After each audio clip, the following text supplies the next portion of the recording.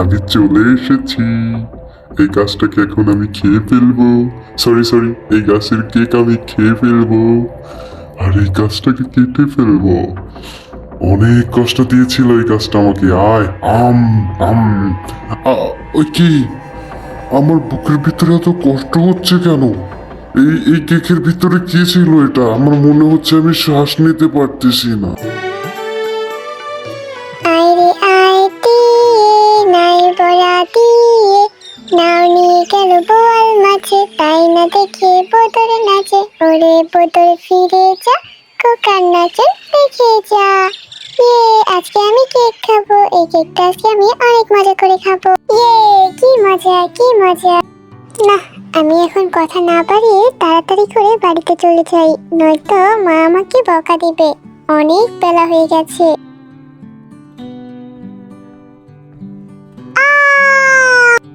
দুষ্ট গাছটার জন্য আমার কেকটা মাটিতে পড়ে গেল। এখন আমার কি হবে? এখন আমি কি খাবো? আমার কাছে এখন কেকটা নেই, কেকটা পুরো নষ্ট হয়ে গেছে। শয়তান গাছ, তোকে আমি এক্ষুনি মেরে ফেলবো। কেকটা পড়ে নষ্ট হয়ে যাওয়ার কারণে ছোট বাচ্চাটা কতই না কান্না করছে। আহারে, আমার এখন বাচ্চাটাকে সাহায্য করা উচিত। এই যে ছোট মেয়ে, তুমি এভাবে কেন কান্না করছো? একটা কেকই তো পড়ে গেছে, আর তো বড় কিছু না। একটা কেক তো বাজারে কিনতেই পাওয়া যায়, এত কান্না করার কি আছে বাচ্চা? এভাবে কান্না না করে যাও, তোমার মায়ের কাছ থেকে টাকা এনে আবার একটা কেক কিনে তারপরে খেয়ে নাও। এই গাছ, তোমার কি কোনো লজ্জা নেই? তোমার কাছে শিকড়ের কারণে আমি পড়ে গিয়ে ব্যথা পেয়েছি, আর আমার এত দামি একটা কেক নষ্ট হয়ে গিয়েছে। আমি বছরে একবার এরকম একটা কেক খেতে পারি না, আর তুমি আবার বড় বড় কথা বলছো? তোমার লজ্জাও নেই বুঝি? হায় আল্লাহ, এইটুকুনি বাচ্চা আমাকে এইভাবে বকা দিচ্ছে। কি হলো? আমি তোমাকে এতগুলো বকা দিচ্ছি, তুমি কিছুই বলছো না? কি বলবো বলো বাচ্চা, আমার তো কষ্ট হচ্ছে তোমার কান্না দেখে এখন। আচ্ছা তুমি বলো তো, তুমি যদি একসাথে অনেকগুলো কেক পাও তাহলে তোমার অনুভূতিটা কেমন হবে? গাছ, তুমি কি জানো আমরা খুব গরিব, আমাদের কাছে কোনো টাকা নেই। আমার মায়ের কাছ থেকে এই টাকাটা আমি অনেক কষ্ট করে এনেছি। আমার মা আমাকে কখনোই টাকা দেয় না, আর সেই টাকা দিয়ে আমি আজ একটা কেক কিনলাম, সেটাও তোমার গাছের শিকড়ের জন্য নষ্ট হয়ে গেল। তুমি আমার সাথে মজা না করে তাড়াতাড়ি আমার কেকটাকে ফিরিয়ে দাও, নয়তো আমি এখন অনেক কান্না করব, আর বাড়িতে গেলে মাও অনেক বকবে আমাকে। থাক বাচ্চা, তুমি মন খারাপ করো না। তুমি আগামীকালকে সকালে যদি অনেকগুলো কেক চাও তাহলে আমার কাছে একটা উপায় আছে। তুমি কি চাও? তুমি কি সত্যি বলছো? আমি চাইলেই অনেকগুলো কেক পাবো? হ্যাঁ বাচ্চা, হ্যাঁ, তুমি চাইলেই অনেকগুলো কেক পাবে। আর তার উপায়টা হচ্ছে, আমার কাছে পাতাও নেই, কোনো ফল নেই, শুধুমাত্র একটি ফুল আছে। আর এই ফুলটি যে কোনো একজনকে সাহায্য করতে পারবে, কিন্তু তার অবশ্যই সৎ হতে হবে এবং ভালো হতে হবে। এবং এই গাছটির কাছে যে যা চাইবে তাই এই গাছটি তাদেরকে দিবে। কিন্তু মনে রাখতে হবে, তার অবশ্যই সৎ ও ভালো মনের হতে হবে। তাহলে আমি আজ তোমাকে এই ফুলটি দিয়ে সাহায্য করতে চাই। তুমি এই ফুলটিকে নিয়ে যাও, নিয়ে তোমাদের বাড়ির উঠোনে রোপণ করে দিও। এই নাও বাছা। কখনো লোভ করবে না, এই গাছটি তোমাদেরকে যতটুকু দিবে ততটুকু নিয়ে তোমরা সন্তুষ্ট থাকবে। আর এই গাছের কেক বিক্রি করে তোমরা অনেক টাকাও পাবে এবং তোমাদের আর কোনো দুঃখও থাকবে না।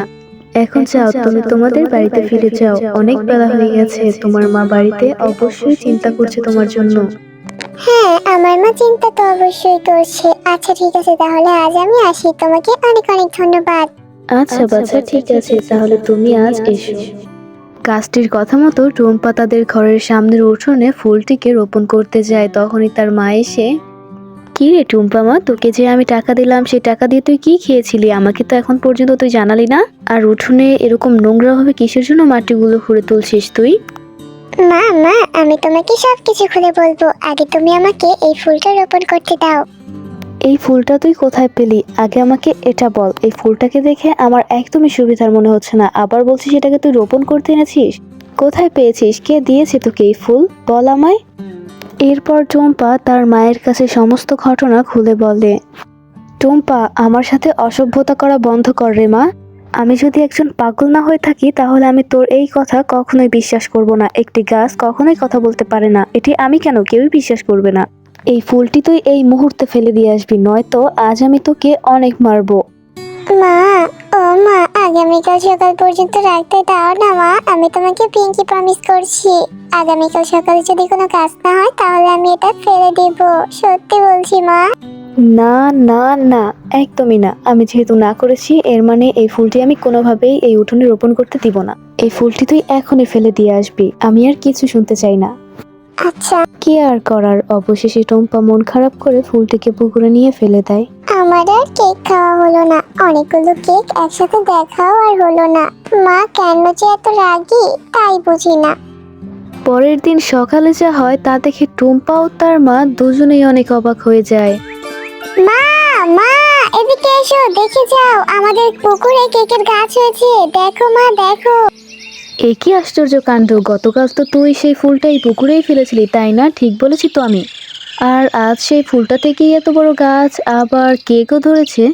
হুম, আমি তো এই গাছটাকে কোনোভাবেই বিশ্বাস করতে পারছি না। আর করবোই বা কি করে? এ তো অলৌকিক কাণ্ড। তোর সাথে কোন গাছটি কথা বলেছিল আর ওই ফুলটাই তোকে কে দিয়েছিল, তার কাছে আমাকে এখন নিয়ে চল তুই। আচ্ছা মা, ঠিক আছে ঠিক আছে, আমি তোমাকে সেই গাছের কাছে নিয়ে যাব, কিন্তু এর আগে তুমি আমাকে একটা কেক পেড়ে দাও, আমি একটা কেক খাবো। আমি তোকে কোনোভাবেই এই কেক এখন খেতে দিব না। তুই আগে আমাকে সেই গাছের কাছে নিয়ে চল যে তোকে এই ফুলটা দিয়েছিল। চল তাড়াতাড়ি। তুমি কি আমার মতো ওই গাছটাকেও বকা দেবে নাকি? টুম্পা, তুই অনেক বেশি কথা বলিস। মুখে মুখে এত কথা বলতে হয় না। আমি তোর মা হই, ভুলে যাস না। তুই এখন আমাকে ওই গাছটার কাছে নিয়ে যাবি, আমি এতটুকুই জানি। তুমি যখন নিজের চোখ দিয়ে দেখেই বিশ্বাস করছো না, তাহলে চলো আমি তোমাকে গাছটার কাছে নিয়ে যাই। এরপর টুম্পা তার মাকে সেই গাছটির কাছে নিয়ে যায়, যেই গাছ তাকে সেই ফুলটি দিয়েছিল।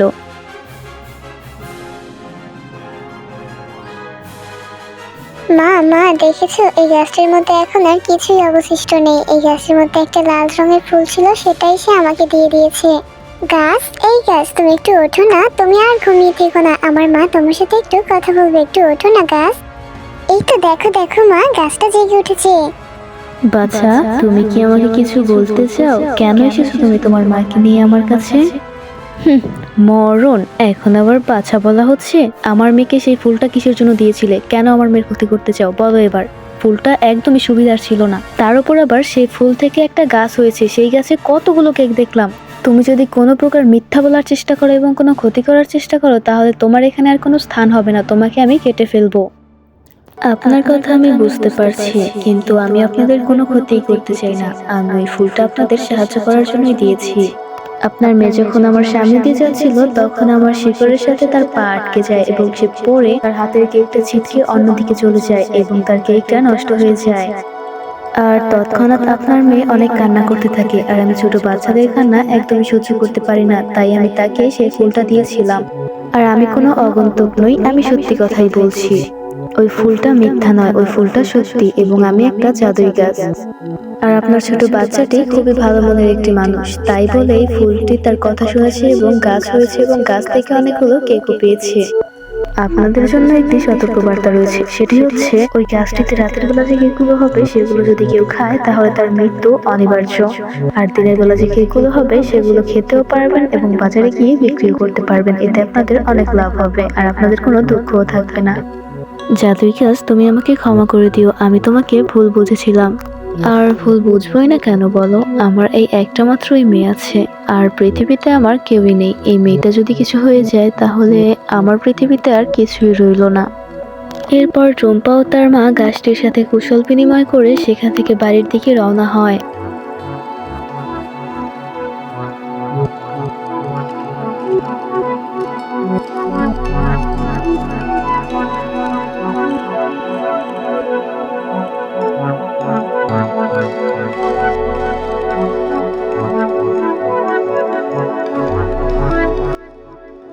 মা, মা, চলো আমরা এই কেকগুলোকে বাজারে গিয়ে বিক্রি করে আসি। হ্যাঁ রে মা, চল চল, আমরা এখন এগুলো বাজারে বিক্রি করে ঘরে রান্না করার জন্য সবজি কিনে আনবো। ওই গাছটিকে ধন্যবাদ দেওয়ার মতো ভাষা আমার নেই, কিন্তু গাছটি আমাদের অনেক বড় উপকার করেছে। হ্যাঁ মা, সবকিছুই কিন্তু তোমার এই ছোট্ট মেয়েটার জন্য হয়েছে।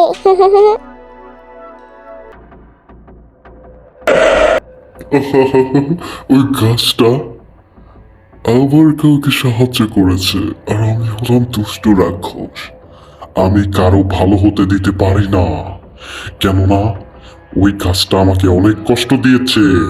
এইবার এইবার আমি ওই গাছের সকল কেক খেয়ে নেব, আর আমি ওই গাছকে কেটে ফেলবো।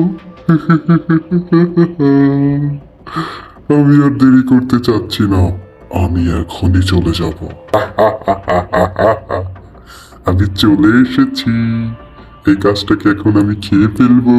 সরি, এই গাছের কেক আমি খেয়ে ফেলবো। আর এই গাছটাকে কেটে ফেলবো। অনেক কষ্ট দিয়েছিল এই গাছটা আমাকে। আয় আম আম ওই কি, আমার বুকের ভিতরে এত কষ্ট হচ্ছে কেন? এই কেকের ভিতরে কি ছিল এটা? আমার মনে হচ্ছে আমি শ্বাস নিতে পারতেছি না। দুষ্টু রাক্ষস, আমি ঠিক জানতাম তুই এই খবর পেয়ে এই গাছের কাছে অবশ্যই আসবি, তাই আমি এই গাছের রাতের কেকগুলোকে বিষাক্ত করে দিয়েছি। এখন তোর মৃত্যু অনিবার্য। দেখো দুষ্টু গাছ, তুমি আমাকে ছেড়ে দাও। আমি তোমার কেক আর খাবো না, আমার ভুল হয়েছে, ক্ষমা করে দাও। আ তো বন্ধুরা, আমাদের গল্প তোমাদের কেমন লেগেছে? যদি ভালো লেগে থাকে তাহলে লাইক, কমেন্ট আর সাবস্ক্রাইব করে আমাদের পাশেই থেকো। আর হ্যাঁ, বেল আইকন বেল দিয়ে অন করতে ভুলো না কিন্তু।